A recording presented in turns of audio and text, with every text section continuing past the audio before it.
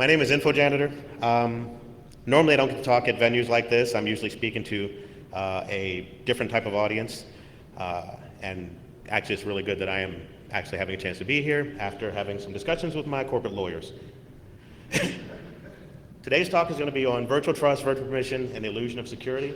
And basically I'm hoping to make you aware of how some things have become what they didn't intend to be.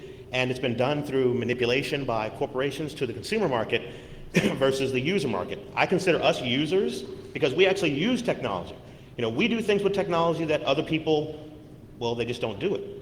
They don't have that curiosity. They don't have that drive, you know, that need to get out there and see what else it can do to determine where the Easter eggs are, to determine the additional undocumented functionality. Standard disclaimer. Yay, yes, I am here of my own will and volition. I do not represent my company or customer in any way, shape, or form.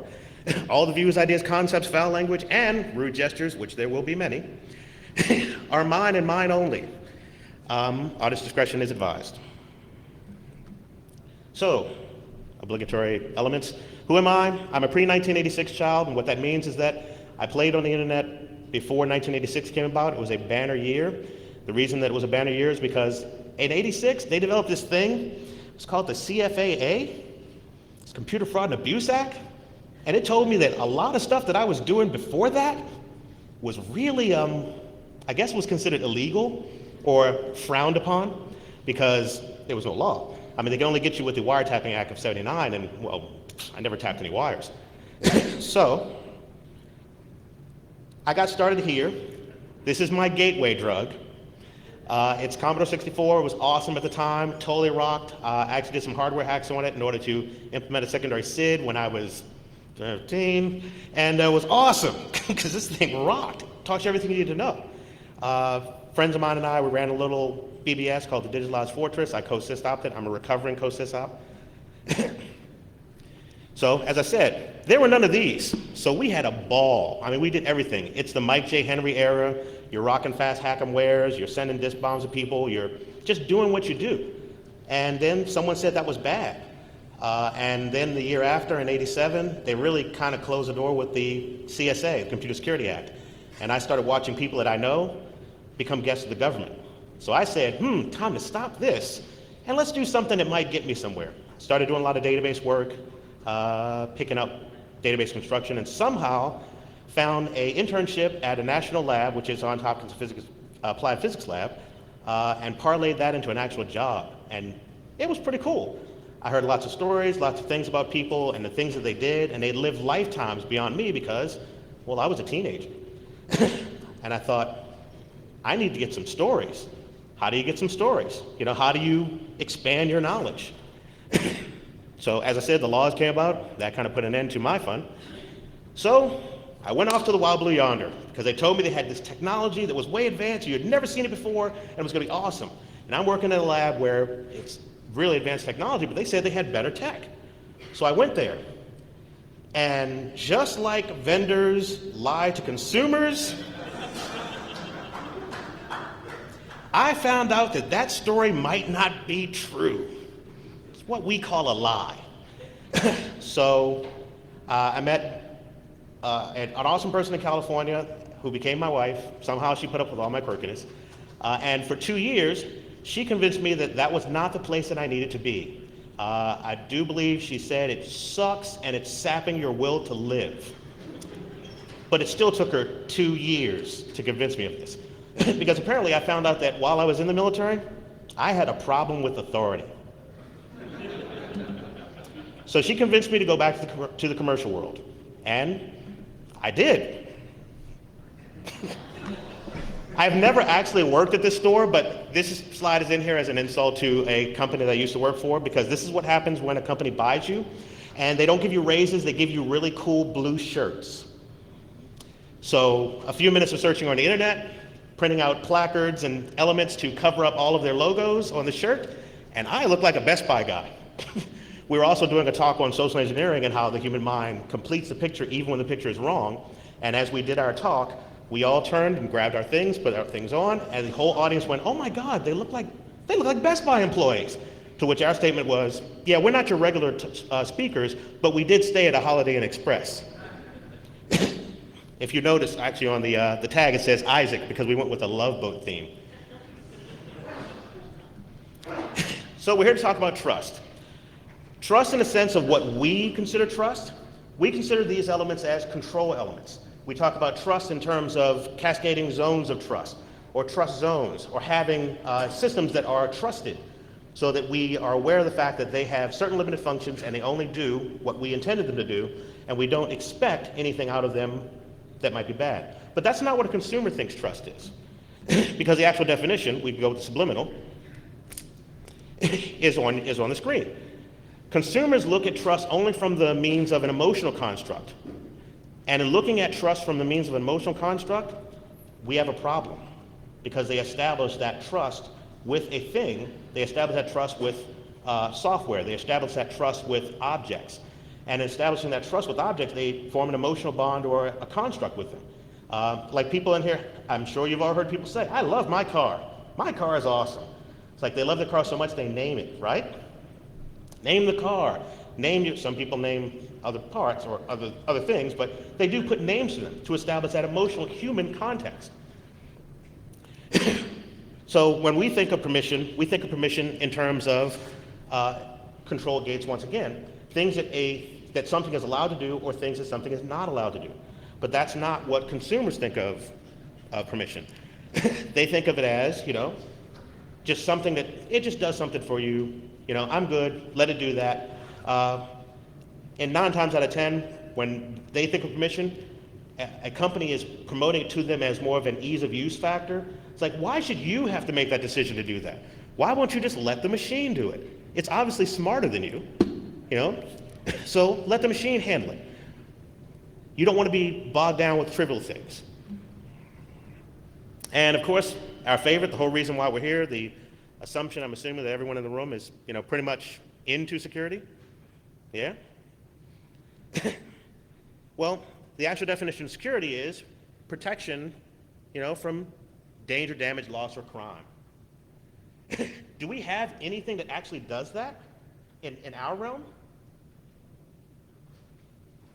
We really don't. Not from the perspective of what we're thinking about.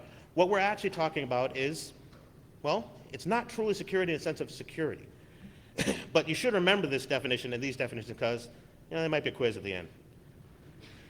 So, given those definitions, we ask ourselves a simple question, which I've already asked you, and that is, how do those terms fit in a consumer environment? Well, in a consumer environment, they don't really fit very well. And also, how does a corporation establish that trust covenant with their consumer market, that permission covenant with their consumer market, and how do they establish a level of security with their consumers? Because if they don't establish these elements, well, then the consumer's not going to consume, and that wouldn't be sensible because that's what consumers do. They go out there and they buy stuff. So corporations do this through good marketing.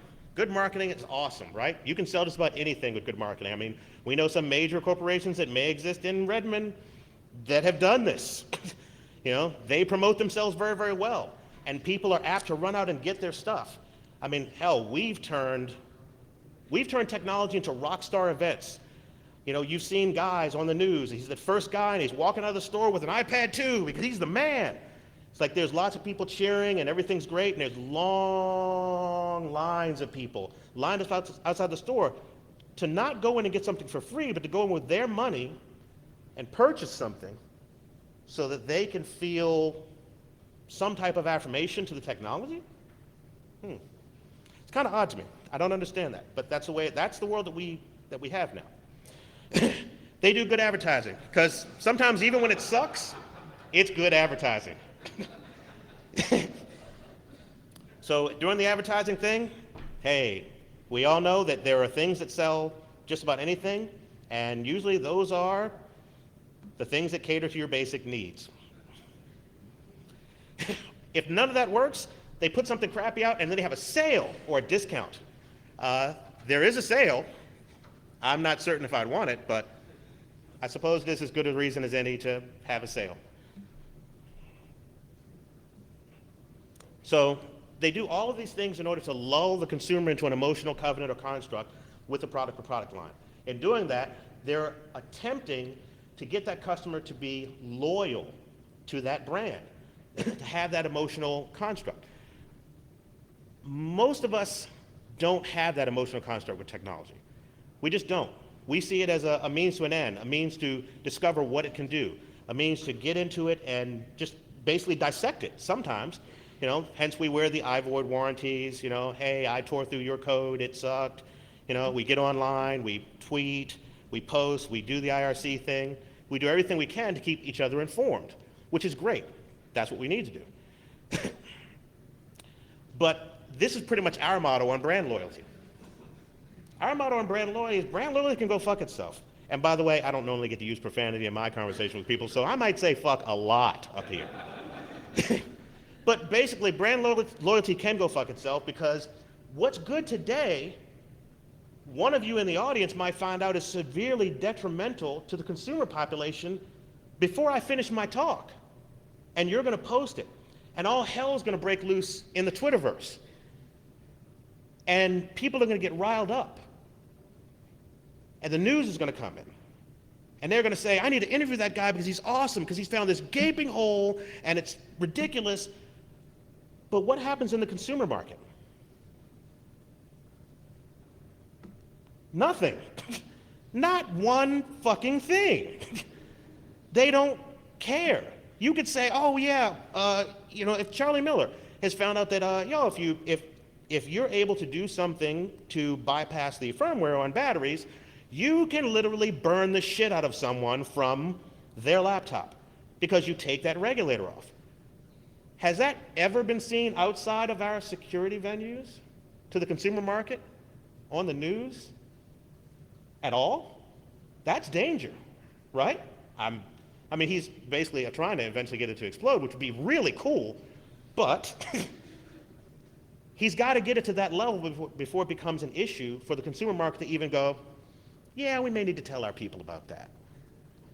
No, probably not. Because they just don't seem to care. They're loyal to a brand to a fault. And here's why. When we talk about trust, what they're sold is confidence. The consumer market is sold confidence. Confidence that your product it's going to be awesome, and it's not going to affect you. It's not truth, it's a belief. And beliefs are awesome, they're great, but reality is reality. We know things that are horrible. We know things that are bad. We know things that we would never have in our home. And we don't allow those things in our home, or we take the time to set up certain security controls or gates that prevent those bad things from happening. So when a company is also attempting to tell people about permission, what they actually mean is consent. And consent is not permission. They're given that consent through elements that sound really, really good for you, like ease of use. Every time I hear ease of use, I really hear the guy saying ease of abuse. Because literally, if it's so easy that you've levied it as not being a human decision and allowed the machine to do it, well, I wanted to set the permissions. I didn't want the machine to make those decisions for me because it may not know from time to time what the actual decision needs to be. It's basically a binary operation. It's either going to do what you've told it to do, or it's not going to do what it told you to do. I don't want machines having that. They don't have the knowledge to make that human decision, but they are allowed to. And unfortunately, it's not getting better. It is moving to what I call problematic pervasiveness. And we will get into that. They want security, but what they actually receive is protection. And protection is not security per se. It's a very small, finite facet of it. And I say that because if I were to translate a simple firewall rule set into reality, then literally that rule set would say something to the effect of, I'm going to stop you from a guy approaching let's say a firewall for your house. I will stop a guy from approaching your house if he steps with his right foot and grabs the doorknob with his right hand. And then he switches his foot. Oh, I got to rewrite a signature. Oh, he's now got one finger on the doorknob. I've got to rewrite a signature. You're constantly having to rewrite signatures versus a more heuristic-based approach which looks for an anomalous behavior that could potentially be criminal in nature. So, after consumers lulled into their false relationship, what do? Well, they start to purchase more security, don't they? Because if one product is good, well, 20 of them is probably better. And corporations market that. They leverage that fear. They have them consume as much security elements as they can get their hands on. And what does that make security to the consumer? Makes it a pain in the ass. It's like, oh, I've got to put in my password to log on to my password. Now once I'm in, I need to bring up my desktop and get my email and put in a password for that. And you just keep building these constructs to the consumer market that makes them think security is just a big hassle. And because it's usually their own private elements, not talking about corporate elements yet, but we will get into that. What do they normally do when it comes to security? Anyone? Same password. That's right. Same password is better than what I was thinking. They just turn it off. They're like, oh, this is bullshit. I'm just trying to see the game online. Kill that password. Or they write it down somewhere, and let everybody know it, or post it on boards. I mean, it's amazing what you can do with Shodan and finding vulnerable elements, or just using Google. Google works for you. Works for me too. And you can just use it to go find people's passwords. You can find vulnerable targets and things that line up to them so that you can just totally damage it. Because the consumers, unfortunately, outnumber us. They are a lot. So with consumers, well, they don't know what they don't know. It could be a problem. We know what they don't know, but they don't know what we know. Because if they knew what we knew, well, they'd see their position, and clearly we can see that they are. Are there any vendors in the room? Because I'm not really trying to insult any vendors. I love vendors. I pimp your gear, wear your shirts. I happily evaluate your stuff. I'm good with that. But the problem is, under the context of what security is, those are not security products, they're protection products. And as protection products, they're great, but they're marketed as security. You use it to placate people, to make them feel safe. We know that even if you have these security elements in place, well, things can pass through and totally fuck the consumer. And the consumers generally don't even know when something bad has happened. They only know when their machine is affected to the point where the performance becomes so degraded that they can't play their Angry Birds, that they can't go online and chat with Aunt Jenny, they can't do the things that they would do. Okay, that's when they kind of have a feeling that something's wrong. And as soon as they have a feeling that something's wrong, what's their first reaction? They tell their friends. They don't say, I believe I have a security incident, Bob, something's wrong. They say, I've totally been hacked, because everybody's an expert at spotting what hacking is. And that's something that annoys me, because it doesn't mean what they think it means. We have our own definition. The news has its own definition. So, these are the things we know, which pretty much doesn't make it a problem, because it's kind of relegated to certain finite elements. Laptops, your servers, regular desktop boxes, those type of things. Those products that we physically see and recognize as computers, right? Because that's what they are. Excuse me, I'm gonna take a drink because it's about to get bumpy. What about that? It's a car, right? Really? Anyone still think cars are cars? Phones are phones? Anything is anything? We have managed in our lifetime to turn pretty much everything into that. Not necessarily that, but that is totally cool, because totally rocking like old style, I don't know, IBM PC, XT era, somewhere around 88. That thing friggin' rocks. But the problem is, we've taken everything and made it that. And they still think it's this, but we know it's that. And when this becomes that, things get totally weird, because we've now established the problematic pervasiveness. We've taken the problem sets that before were on elements that sorry, you could see it, you could spot it, you know what it was. It's a computer, and it's right there. And we put it into everything. And now the same problems that were affecting your desktop, your servers, your laptop, your phones, because those are no longer phones, but the problem is we don't have any other word for them. We use the same words, and the trust covenant has been well established with phones and cars and other things. So how does a corporation get people to put the tech in their car? Well, funny story, Mini Cooper, they decided to have a campaign in 4 test cities where they thought, it'd be really cool. People need emotional affirmation from their vehicle. So here's what we're going to do.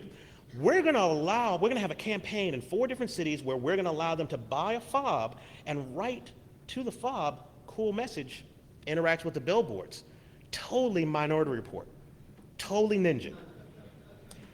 So as they drive by these interactive billboards, their cool message will pop up and tell people how cool they are. Because that's what people want, right? They need that level of emotional affirmation from their car. So people are allowed to do that. Anybody Chris Paget much? Using him as in a verb-like sense? And he talks about the elements that are available, how you can rewrite these things, how you can rewrite the tags, because the tag that they use is an RFID tag. There is no cryptography, there's no protection scheme, and they say, well, we will, at our discretion, determine what messages go out there.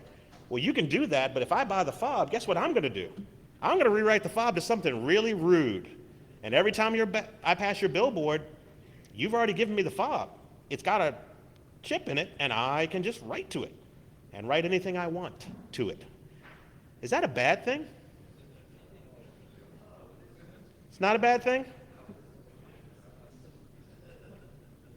I don't know. I'm still thinking maybe bad. Maybe. Put up an ex-girlfriend's name or her phone number.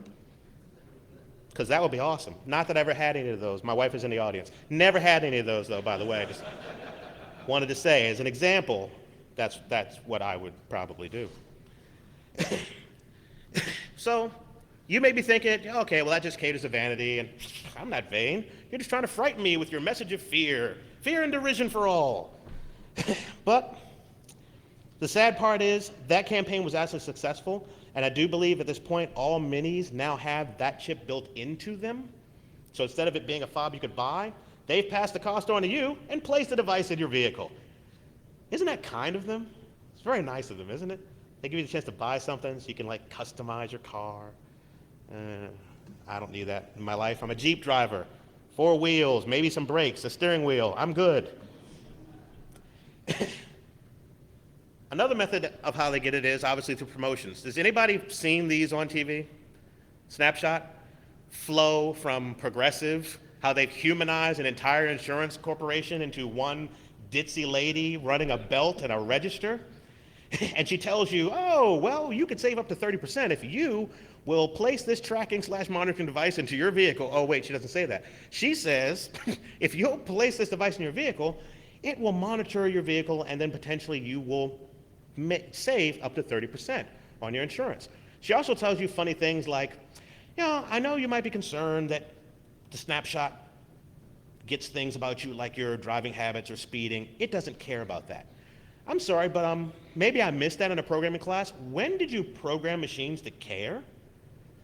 When did you program a device to have an emotional construct or content? You didn't. You just didn't. But they're telling you that it only collects 4 elements.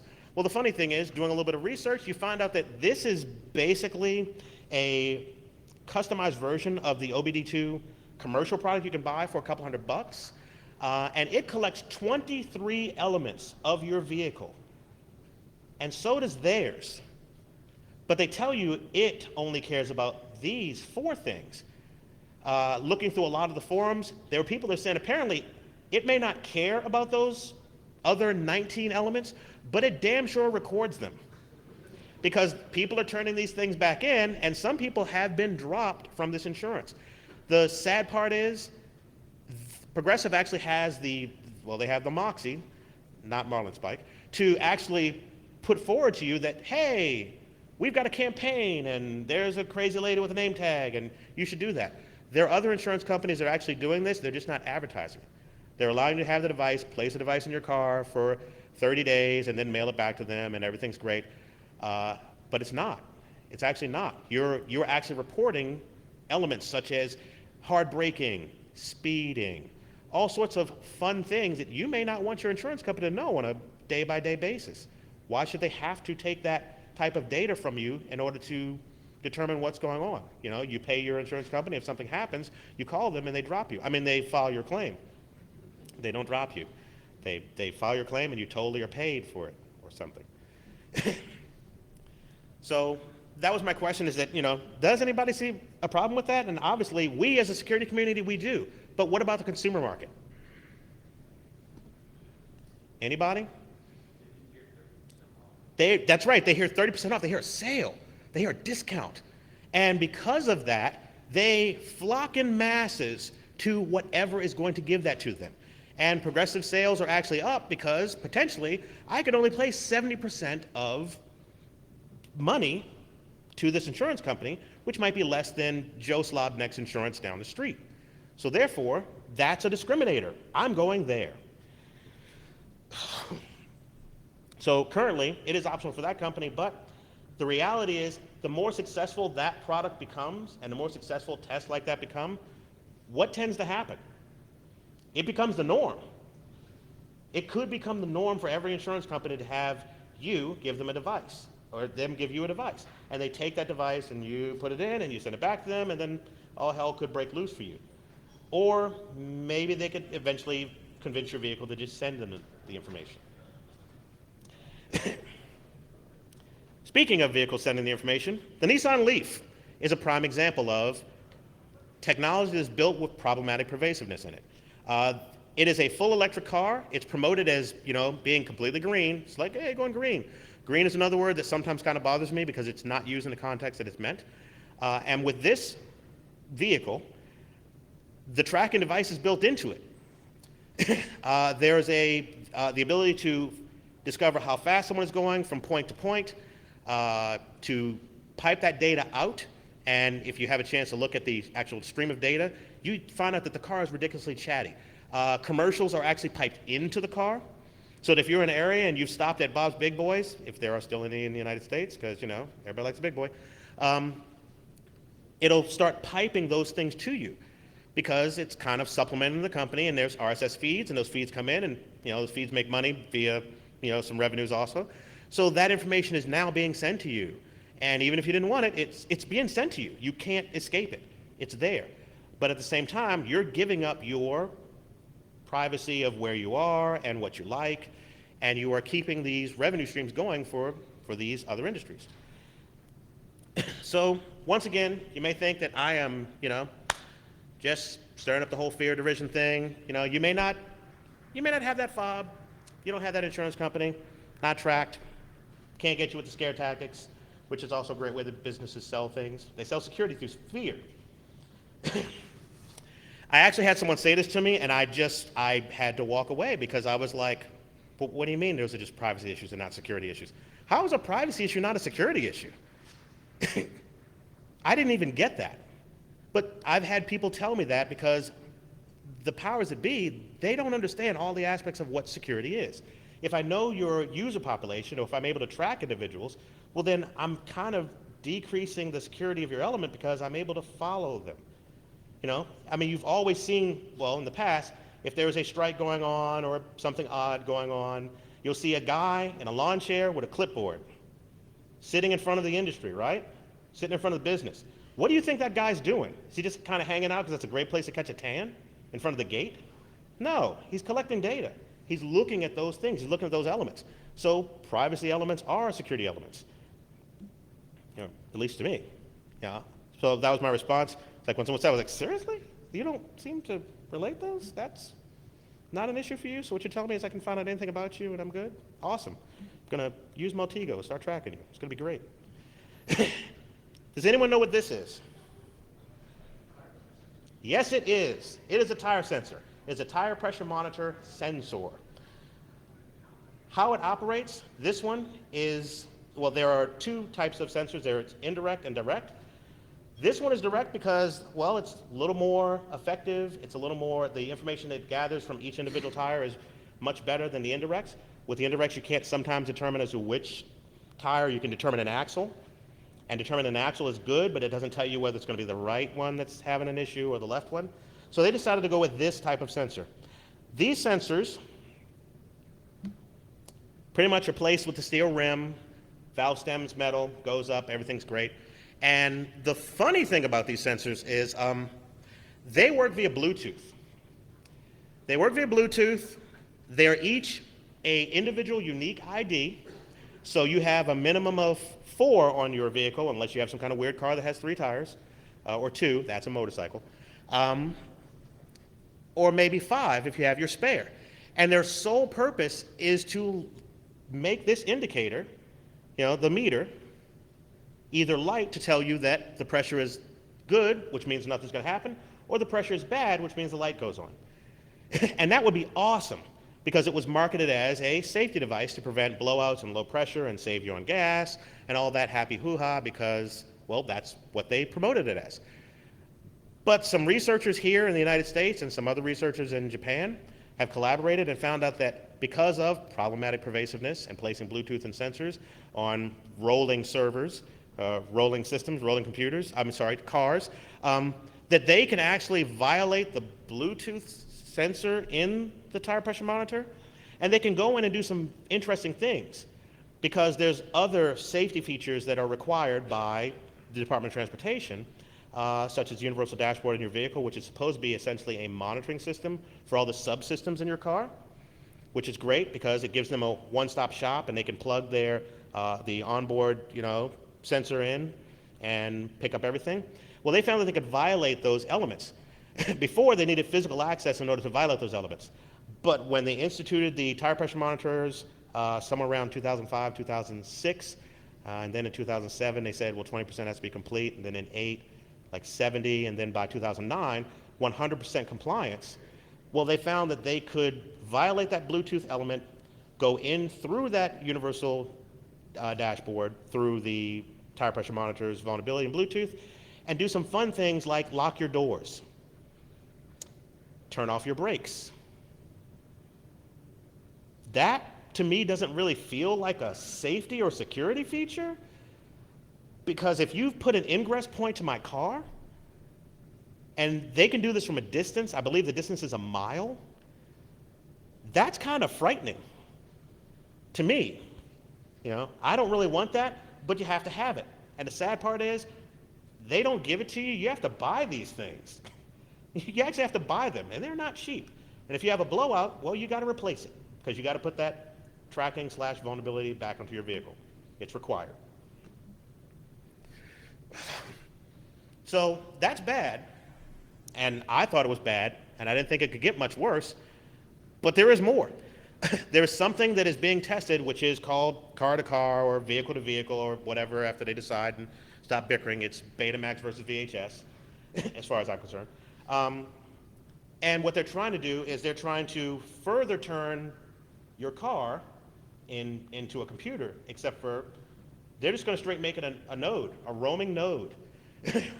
What you're looking at is a diagram of the proposed vehicle-to-vehicle communication system, which is supposed to be set up so that your vehicle is aware of all other vehicles in the proximity of it, approximately 1,000 meters, but we all know that that is what is optimal ranges. Doesn't mean that's reality, because in reality, Wi-Fi stops at your house, right? And it doesn't. And so therefore, using their vehicle-to-vehicle communications process, they are allowed to be cognizant of nodes, send out private or public communications. Public communications are essentially emergency vehicle in the area, pull over to the right, because apparently people have forgotten what to do when a fire truck runs by, or an ambulance. They just kind of sit there, or, my favorite, they chase it. Hey, it's cutting through traffic. And they're just rolling along like they don't know they're not supposed to do that. The term ambulance chaser, you're not a lawyer. Stop. But they'll do it. The problem with this technology that they put in is that instead of them going with certain elements that, like a LiDAR, a sonar, something that would, kind of determine proximity and thereby potentially engage systems such as your brakes in your vehicle or other elements to actually protect you from striking things. They decided to do something that's called 802.11p. Has anyone ever heard of it? 802.11p? 802.11p is a retrofitted 802.11b, because we know there's no vulnerabilities in that. And they've decided to take that and use that as their finite or limited communication system between each node, because they don't even call them cars, they just call them what they are, so that messages can be sent. So in your car, I could send a message to the car ahead of me, which would be kind of awesome because, hey, jerk off, your blinker's on. I'm tired of following you. Make a turn or get out the way. That kind of thing, which would be pretty awesome. But it's probably not going to be that kind of party. You know, we want it to be that kind of party, but it's not. Primarily, it's so that, you know, emergency vehicles can send information to you. So I guess if the cops are behind you and they're yelling at you, well, maybe you can't hear. They'll text you. It's the way it is. So that communication transport mechanism, as I was saying, is based off of 802.11p, wireless access to in vehicular environments. They call it the WAVE. As you may note, the acronym is also what you're doing to any form of security. You're saying bye to it because it's just leaving you. They're placing more and more technology in the vehicle to make it vulnerable. They're calling it a vehicular communication system. You know, as I said before, it is so that all vehicles and roadside units. Roadside units refers to anything that's not a regular consumer vehicle, meaning you. You know, anything that's not a car that is publicly available from local government, such as fire engines, police cars, and those elements, well, those all fall under roadside units. And they can communicate with any node. It is based off of DSRC, which is dedicated short-range communication, but their short range, as I said before, is 1,000 meters. And we all know that those are optimal ranges, as with anything. And it will support, as I stated, private and public data communications to each node. So will be pretty awesome. I totally expect that once this technology comes out, there'll be someone that comes up with a cool hack that allows me to emulate a fire truck so I can get everybody out of my way and just keep rolling down the road, because the system's gonna come on and say a fire truck's behind you. And you better be moving, right? Or a police car. That might be stepping a little over the line. But I totally expect that hack to happen, you know, because you're putting the technology in that allows for it to happen. Why wouldn't I mess with it? Or someone, not me, because my customer doesn't really like me to do that, not without just giving them the research. So, I know what you're thinking. Maybe you don't own a car. Maybe you live with your mom. I mean, she lives with you. And, you know, up yours, janitor, because you're just trying to make me panic. You're trying to put that fear in me, just like a company would, to get me to buy something. But I don't want you to get you to buy something. I actually want you to just think that, once again, we're turning everything into a system, into a node on the grid. And by the way, weren't we running out of IP addresses in the friggin' 4 range and Wi-Fi and everything? And just Joe Klein in the back, Mr. IPv6, he's going to tell you, hey, we've got X number to the 18th power of addresses in order to throw things on there. And we do. But that doesn't mean it's right. That doesn't mean it's something that we should be doing. And that's the problem, is no one's standing up to say, I don't want that. Consumer market, when it comes to technology, has been convinced to do what? To buy it, the complete opposite. It's like, hey, we just put new technology into this new widget, and if you tap this widget 18 times, it will explode and kill you. Really? Is it on sale? Why, yes it is. I'll take 2. It's that kind of party, because that's just the way it is. So, if you don't own the car, you don't have that fob, you're not with that insurance company, you're kind of safe, right? Everything's cool, because, you know, fuck it. I'm just rolling plane with my mom where I live. Well, what if the consumer market was taken advantage of by some items you've actually established a trust covenant with? You don't even think about it. I'm sure that most, if not all of you, have some of these items in your home. So what if they took advantage of some of those, or all of them? This is a product line that's being pushed by LG. And if you know it and you're not fucking afraid, then you're not paying attention. Because what LG has done is they've taken the whole concept of trust, permission, and security, and they've just thrown it the fuck away. They've developed a line called the Think line. And the Think line has elements that I would never want in places that they put it. I always jump on their refrigerator because their refrigerator is in excess of $3,000. And that is the only thing that most of the reviewers are talking about when they look at this product. They're like, oh, that refrigerator is over $3,000 and people aren't going to buy it. But the rule about technology is the first few models is usually low pricey. Then it comes down to the average. And like trying to find a cell phone without a camera in it, the convergence of the elements that they placed into it are just not things I would want. They've made it a node, they've made it internet active. Some of the models, other models, actually have a removable pad so you can walk around the house, check all the stuff in your refrigerator. It's totally technologically advanced, more powerful than most computers from 10 years ago, and it's a refrigerator. What the fuck? That made no sense to me. But here's why they've done it. Because now you don't have to think about making a recipe. What you do is you put your food in your fridge. Your fridge will scan everything in the fridge because it's banking upon, currently, barcode technology, which the devices have. Eventually, that'll become RFID. And when it becomes RFID, your refrigerator will still be able to scan all those elements and tell you what recipes you can get. Or, if it doesn't have those in its local database, it'll go online and find recipes and pull them down because you're obviously too stupid to know what to cook in your own refrigerator. It's completely ignorant. That makes no sense. But the sad part is, due to the fact that it is in fact a wireless device, and it goes out, as you can see, through the access point, which of course all consumers totally have the tightest access points in the world. I mean, like ourselves, or like me, I'm an average example. I have a $1,000 Juniper box at my house that protects my environment. I have run a third-party firmware on my wart, and I segment off elements so that things don't get to each other. So I'm kind of preset because literally that's what consumers have to do. You have to segment off your smart washer from your smart home bot, which they're also promoting that you can feed your dog remotely with your iPhone, and that's cool. Anybody see a dog run up to a robot going, yay, food? No. It's going to attack that friggin' thing. It's like, what the hell is that?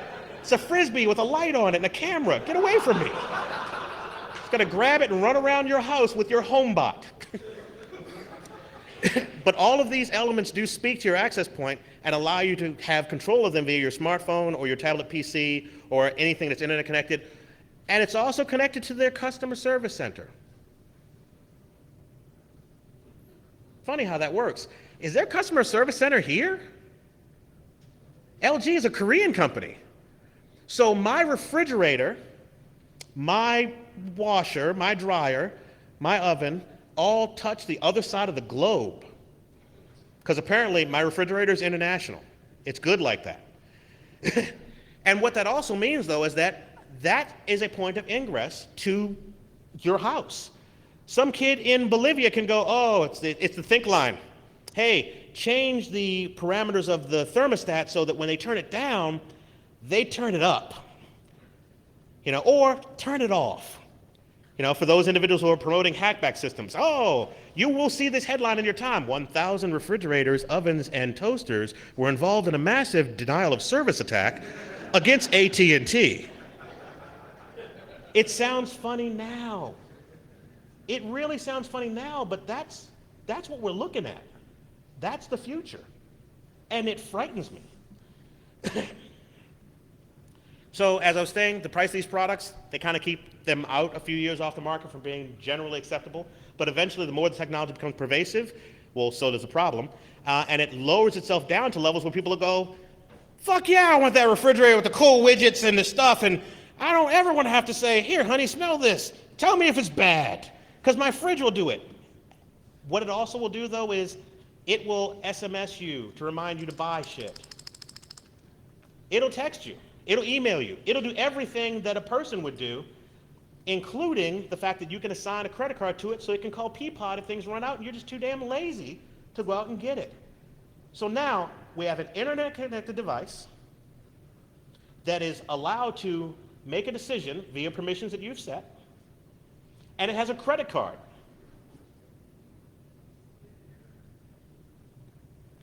Does this frighten the fuck out of everybody? Because it scares me. And I'm pretty hard to frighten. So, I don't like that.